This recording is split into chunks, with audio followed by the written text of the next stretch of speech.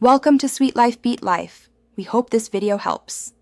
In this video, I will show you how to enable dark mode on Roblox. First, you'll want to log into your Roblox account directly on the website.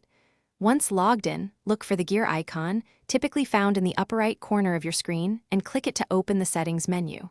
From the drop-down, select Settings. Inside the settings, you'll find several tabs. Click on Account Info. Scroll down a bit, and you will see the Theme option under the Personal section. Now that you've found the theme option, click on the drop-down menu associated with it. You'll typically see light and dark as your choices. Go ahead and select dark. As soon as you make this selection, your Roblox interface should instantly switch to a sleek, darker color scheme. This change applies across the entire Roblox website, providing a consistent visual experience.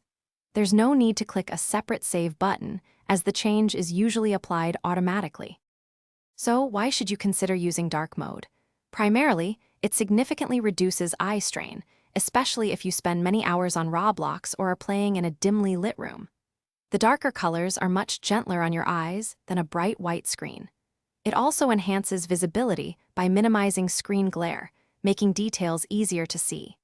Beyond the practical benefits, many users find the dark theme to be more modern and visually appealing. On some mobile devices, it can even contribute to slightly better battery conservation. If you encounter any issues, first ensure your web browser is fully updated. Sometimes, clearing your browser's cache or simply logging out and back into your Roblox account can resolve display problems. Remember, this dark mode setting applies to the Roblox website's interface, not the actual graphics or environments within the games themselves. Also, if you use Roblox Studio for development, be aware that it has its own distinct dark mode setting, which you'll need to enable separately within Studio's preferences.